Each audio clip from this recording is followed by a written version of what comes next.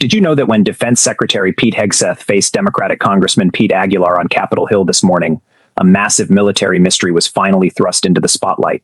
Let us dive straight into the startling revelations uncovered during today's congressional hearing. 9th, as you indicated to the ranking member, you said that the Iran war had cost $25 billion in total. You reaffirmed that today. Do you have any other updated costs or projections since that testimony that you've given? Outside reporting estimates have indicated that the war costs could be $1 billion a day. Do you have anything to share? Yeah, thanks for the question, sir. So at the time of testimony in front of the Ask, it was $25 billion. But the Joint Staff team and the Comptroller team are constantly looking at that estimate. And so now we think it's closer to 29. That's because of updated repair and replacement of equipment costs, and also just general operational costs to keep people in theater.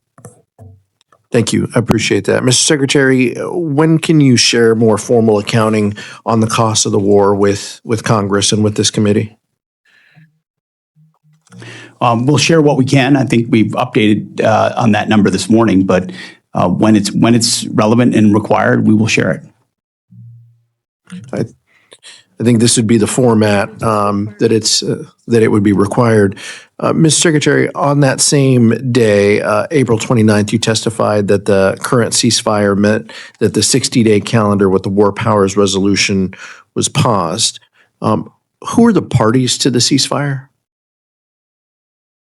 Well, right now, we are in that same ceasefire as of right now. It wasn't the question. This morning, Defense Secretary Pete Hegseth openly admitted to Congress that the ongoing conflict with Iran has escalated in cost by a staggering $4 billion more than what he had reported to lawmakers a mere 13 days ago.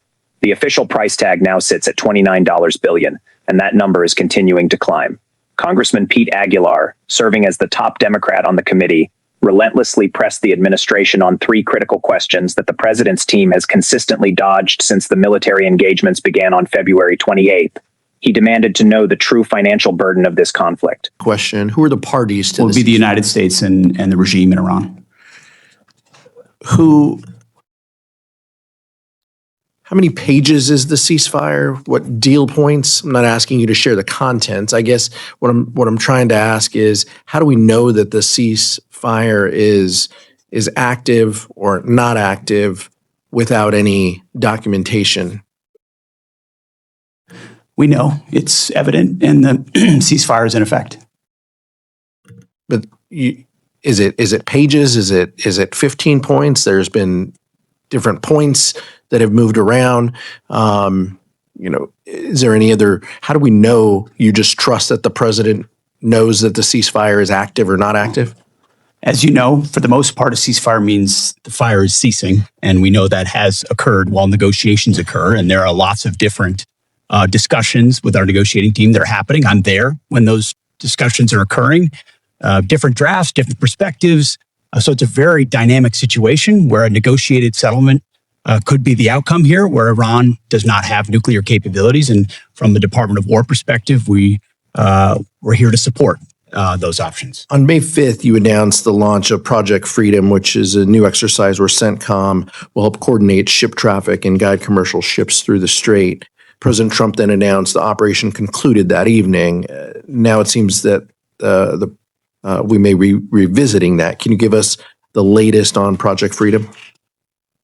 Well, as it pertains to battlefield options, we don't disclose those types of things. But ultimately, as the president stated publicly in his truth, at the request of the Pakistanis and given the options in the negotiation, it was paused, and it's an option we could always recommence should the commander-in-chief want us to. Is the theory to create more ceasefires or more projects just to evade the War Powers Act? The theory of the entire case is to prevent Iran from having a nuclear weapon. And if that has to be done kinetically and militarily, the Department of War is locked and loaded and ready to do that. If it happens through Project Freedom, where you move commerce through, if it happens through a negotiated deal, the president was very clear even yesterday. This is actually quite simple. Iran will never have a nuclear weapon one way or another. And we're here to support as one tool of the whole of government to make that happen. General Kane, the depleted munitions have been a subject of some of the discussions that you've even heard here today with respect to stockpiles that we have around the world, key regions like the Indo-Pacific and the Middle East. Can you give us an update? What are you hearing from the combatant commands about their munitions status around the world? Well, sir, we have sufficient munitions for what we're tasked to do right now. That's what I hear from the COCOMs. What I will say is I will always want more. So I appreciate the effort of this committee and the Congress.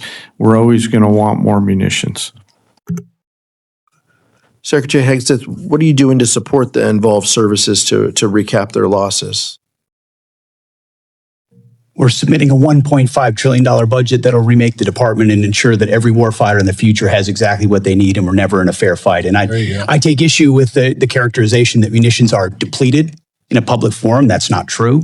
And ultimately, we have all the munitions needed to execute what we need to execute, and we're going to ensure that we supercharge that going into the future. I think you've heard differences from both sides of the aisle on that point. Yield back, Mr. Chairman. The exact legal authority that allows the administration to bypass the 60-day legal deadline for military action and the unvarnished truth regarding the failed 8-hour military mission designed to reopen the Strait of Hormuz. Secretary Hegseth arrived with prepared answers, but what those answers actually revealed was profoundly concerning. During the exchange, Congressman Aguilar reminded the Secretary that on April 29th, the total war cost was stated as $25 billion, and he inquired if there were any new projections, especially given outside reports suggesting the conflict could be draining $1 billion a day from the national treasury. In response, Hegseth explained that while the $25 billion figure was accurate during his previous testimony, constant evaluations by the Joint Staff and the Comptroller team have pushed the current estimate closer to $29 billion.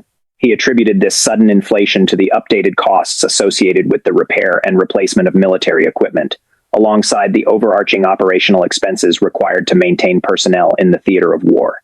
When pressed on when a formal and comprehensive accounting would be presented to Congress, Hegseth offered a vague assurance, stating that they would share the required information whenever it becomes relevant and mandated by protocol. The interrogation then shifted to the murky legal waters of the War Powers Resolution. Congressman Aguilar reminded Hegseth of his April 29th assertion that a current ceasefire had essentially paused the 60-day legal calendar governing unauthorized military action. Aguilar pointedly asked who the involved parties in this supposed ceasefire were, to which Hegseth confirmed it was between the United States and the regime in Iran. However, when Aguilar requested tangible proof asking about the length of the document or the specific points of the agreement to verify its active status, the Defense Secretary's response was remarkably thin. Hegseth stated that they know the ceasefire is in effect simply because it is evident that the firing has ceased while negotiations take place. He described a dynamic situation filled with various drafts and perspectives, aiming for a negotiated settlement that strips Iran of its nuclear capabilities, asserting that the Department of War is merely there to support these diplomatic options. The conversation then pivoted to Project Freedom, a military exercise announced on May 5th, designed for Central Command to coordinate and protect commercial shipping traffic through the heavily contested strait. Bizarrely, the president announced the conclusion of this operation on the very same evening it was launched. When asked for the latest updates on Project Freedom, Hegseth deflected, refusing to disclose battlefield options, but noted that the president publicly stated on his social media platform, Truth Social, that the operation was paused at the behest of the Pakistanis due to ongoing negotiations. He maintained that the operation could be aggressively restarted at the commander-in-chief's discretion. Aguilar sharply questioned if the administration's strategy was simply to manufacture continuous ceasefires or short-lived projects specifically to evade the legal boundaries of the War Powers Act. Hegseth countered by reiterating that the ultimate objective is to prevent a nuclear-armed Iran, emphasizing that if kinetic military force is required, the Department of War remains locked and loaded. He insisted that whether the solution comes through military escorts for commerce or a negotiated deal, the administration is fully committed to ensuring Iran never acquires a nuclear weapon. The hearing also exposed deep anxieties regarding the American military's logistical endurance. General Kane was questioned about the deeply concerning reports of depleted munitions, stockpiles across key global regions, including the Indo-Pacific and the Middle East. General Kane offered a highly cautious response, stating that while combatant commands currently possess sufficient munitions for their immediate assigned tasks, he will, as a military leader, always advocate for more resources. Secretary Hegseth, however, took a much more defensive posture. He pointed to the administration's proposed $1.5 trillion budget, which he claims will entirely remake the Defense Department and ensure technological superiority. Hegseth forcefully rejected the public characterization that American munitions are depleted, labeling such claims as categorically untrue and insisting the military has everything necessary to execute its missions. Yet, the mathematical reality of this conflict paints a far more complicated picture. The publicly touted $29 billion figure is widely considered an extreme lowball estimate. Just last week, the Defense Department's own temporary top budget official admitted to reporters that they do not even have a finalized assessment of the damages inflicted upon United States military bases situated in allied nations.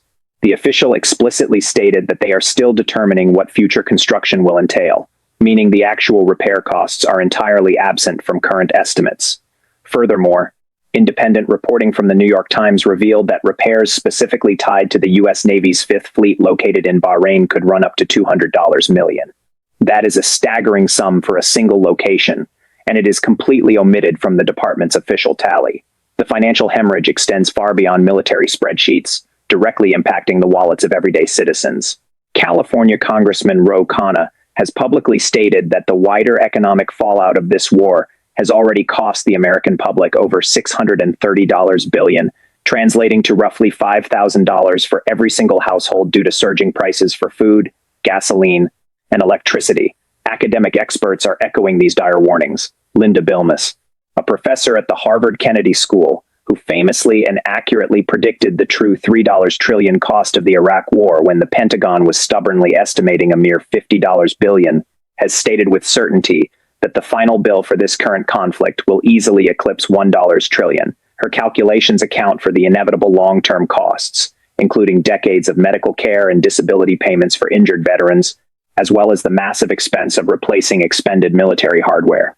Data from Brown University's Climate Solutions Lab further illustrates this domestic burden, showing that the extra costs for gas and diesel alone have drained $37.6 billion from American consumers since February 28th, which equates to about $287 per household.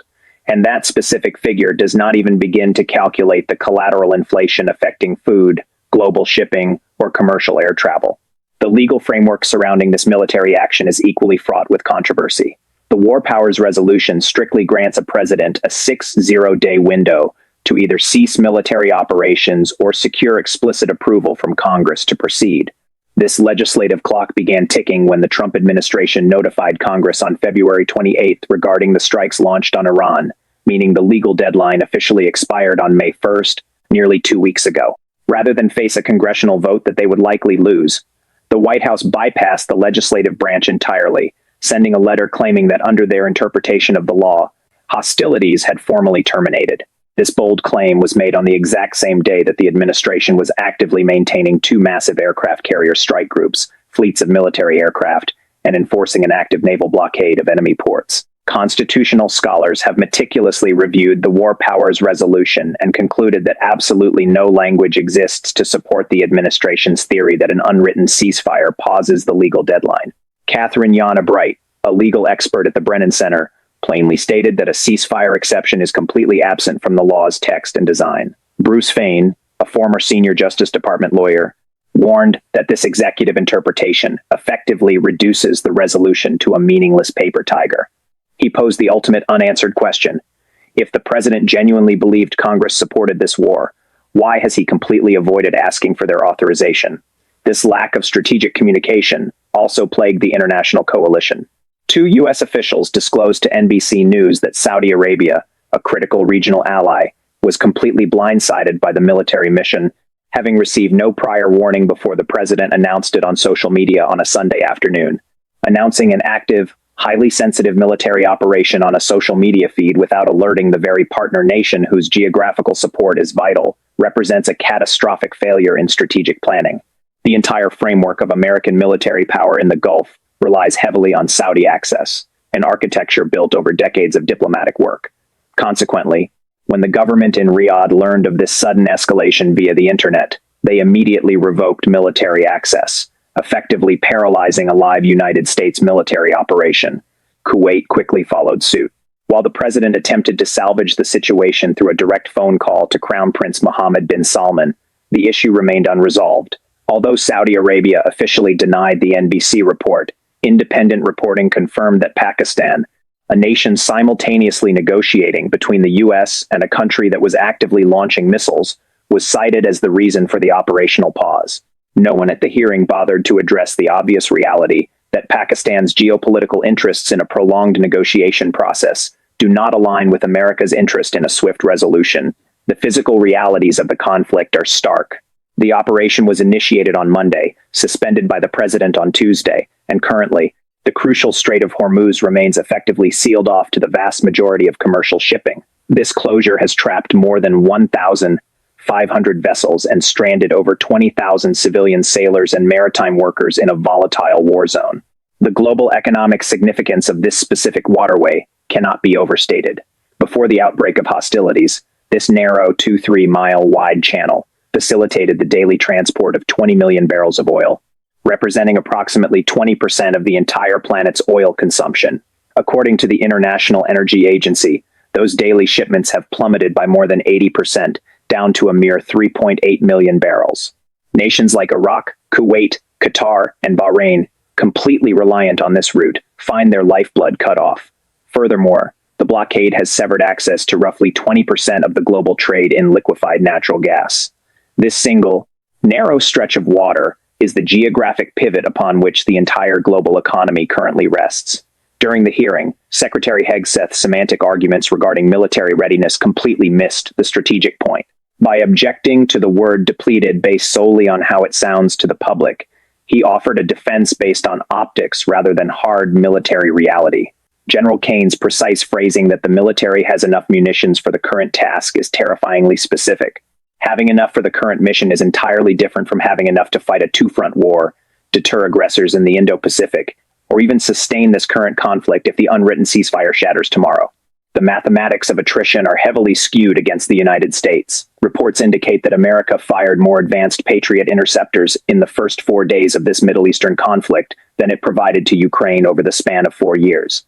Financially, the exchange rate is disastrous. Each Patriot missile costs American taxpayers $4 million, while the Iranian Shahed drones they are shooting down cost less than $50,000. This represents an absurd 8-0-1 cost disparity.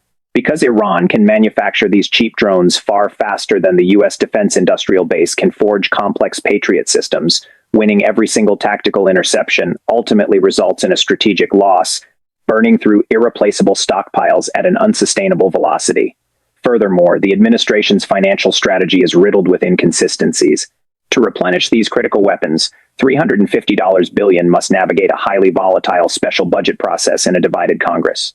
If that legislative maneuver fails, the entire plan to fix the supply chain collapses. Lawmakers are being pressured to approve a historic $1.5 trillion budget for future defense capabilities, a massive 42% increase from the previous year, constituting the largest single-year leap since World War II. This staggering $445 billion increase alone is roughly equivalent to the combined defense budgets of China, Russia, and the United Kingdom. A massive portion, $750 billion, is earmarked for futuristic technologies like Golden Dome automated systems and space-based weaponry that do not yet exist. Yet, while demanding limitless funding for tomorrow's theoretical wars, the administration flatly refuses to submit a transparent spending bill for the war they are fighting today. They are incinerating $4 million missiles against $50,000 drones while asking for the gross domestic product of small nations to fund space weapons, completely ignoring the terrifying vulnerability in the immediate present. The constitutional crisis deepens when examining the administration's reliance on evident but entirely undocumented ceasefires. Without written parameters, Congress has absolutely no mechanism to determine when hostilities have officially resumed, thereby restarting the war powers clock. The executive branch could launch new strikes tomorrow with zero congressional oversight, simply because there are no written terms to technically violate. Every major modern ceasefire from Korea in 1953 to the Gulf War in 1991 to Bosnia in 1995 was grounded in strict written agreements. This unprecedented departure from historical norms not only shields the current administration from accountability, but sets a dangerous precedent for future presidencies to exploit. History directly contradicts the administration's claims of peace. In the 34 days since this supposed ceasefire began, violent encounters have persisted. On April 20th, U.S. forces seized an Iranian-linked vessel, and days later, Iran retaliated by capturing 2 foreign commercial ships. Iran's own parliament speaker openly mocked the American military efforts, branding the collapse of Project Freedom as Operation Trust Me Bro, highlighting the absurdity of relying on the goodwill of an adversary to prove compliance with an unwritten truce. This executive overreach is fracturing traditional political alliances. Republican support for the president's interpretation of war powers is rapidly deteriorating behind the scenes. Senior Republican Senator Susan Collins has publicly broken ranks, rejecting the notion that an undocumented ceasefire pauses the legal deadline. Representative Brian Fitzpatrick has declared his readiness to force a congressional vote the moment hostilities undeniably resume. Representative Adam Schiff accurately diagnosed the conservative dilemma, observing that Republican members are deeply torn between their constitutional duty to end an unauthorized war and their political terror of directly confronting their own party's president. As members threaten to break rank, the primary justification for the entire war preventing a nuclear Iran appears to be a massive failure. After 2.5 months of incredibly expensive military action, Senator Jack Reed confirmed that Iran's enriched uranium stockpiles and nuclear viability remain completely intact. Intelligence sources cited by Reuters confirmed that Iran's breakout time to acquire a nuclear weapon has not shifted by a single day since last summer. The human toll of this geopolitical chess match is devastating. The United Nations has officially declared the situation in the Strait a humanitarian crisis, as more than 20,000 civilian maritime workers from 87 different nations remain effectively held hostage on their own vessels. These are innocent civilians caught in a crossfire with no safe exit and no timeline for rescue. Secretary of State Marco Rubio was forced to acknowledge the tragic reality that 10 of these civilian sailors have already lost their lives due to the conflict. Yet, these civilian casualties were conspicuously absent from the administration's prepared congressional testimony. Ultimately, the administration's actions reflect a profound shift in American military philosophy. In 1947, President Harry Truman purposefully signed the National Security Act, transitioning the Department of War to the Department of Defense, specifically to signal to the globe that American military might was intended for protection, not aggression.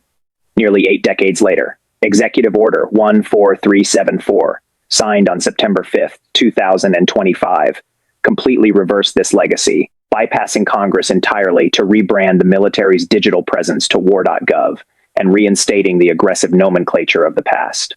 This unilateral decision broadcasts a highly belligerent signal not just to alienated allies like Saudi Arabia, but to nuclear-armed rivals observing this chaos from Beijing, Moscow, and Pyongyang. Although the executive order required the president to submit a formal recommendation to Congress to permanently change the department's legal name, no lawmaker at today's hearing bothered to ask if that document actually exists. As it stands, the administration is commanding the world's most lethal military force under a rogue, self-appointed banner, while the legal name remains the Department of Defense. The War Powers Resolution was explicitly drafted in 1973 to prevent exactly this type of executive tyranny, born from the ashes of Richard Nixon's secret bombing campaigns in Cambodia, where he falsely assured Congress that the war was ending. Over half a century later, we are witnessing an administration deploy the exact same tactics, bending the definitions of legal terminology, hiding behind invisible agreements, and daring the legislative branch to stop them. The financial costs are skyrocketing, the critical waterways remain blockaded, the munitions are burning at an unsustainable rate, and when directly confronted with the necessity for accountability, the highest defense official in the land simply responds with, "We know." That is the stark reality of what unfolded in Congress today. Ensure you subscribe and ring the bell icon to stay updated on all essential political analysis, and leave your thoughts down in the comments below, because your voice is critical in navigating these turbulent times.